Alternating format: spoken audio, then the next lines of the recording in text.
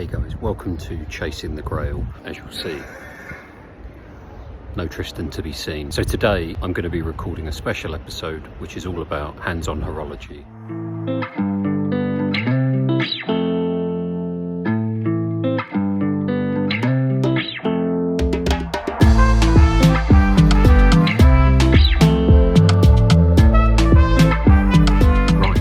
From the show yesterday and I wanted to quickly give you guys my unfiltered thoughts on it. So first of all, it was actually really nice to be going into a watch show with no intention of buying anything. I didn't say anything yesterday on the video, but something arrived earlier in the morning yesterday. So in line with our tradition, doing what's on the wrist, I'm wearing my brand new limited edition Bremont Terra Nova Caramel, and it's got that gorgeous kind of gradient ombre dial. Honestly, seeing it on the wrist yesterday kept my wallet safely in my pocket. First, for the positives, so the venue and the layout were absolutely fantastic. It was a bit of a breath of fresh air from what I felt was a very overcrowded British watchmakers day. Now clearly that's not the venue's fault or the organisers' fault, but it just felt a little bit more relaxed. It was great to catch up with so many people from the watch community, and one of the highlights was bumping into Craig Golby, so shout out to Craig. It's always great to see him and have a chat. In terms of the watches on display, there were two brands that actually really stood out to me. One was actually the first one that I saw, and that was Nevada Grenchen. They had some really cool models. If anyone hasn't had a chance to check them out, I'd have a look. The second was Nodus. They had some great models, some really nice ones on strap and on bracelet, and again, if you haven't had a chance to look at them, the build quality felt really nice. So seeing their lineups in person and getting hands-on with them really impressed me. And as I've said before, going to these shows is really probably the only way that I would have got to have come into contact with them. On the negative side, so I had two main gripes. First was, it was actually a little bit frustrating that some of the brands, including some of the bigger ones, didn't bring everything to try on. Now I know you can't sometimes have everything, but there were a handful of the newer releases that were missing. For example, Christopher Ward didn't have the new C63 GMT 42mm in black, so that was a bit of a shame. Secondly, it felt, and this is a purely personal taste thing, felt like so many of the brands were really leaning quite hard into that movement towards small watches. I completely get that they need to cater for lots of different people, but I just felt that there was a bit of a lack of some kind of 41mm plus watches to have a look at. So to wrap things up,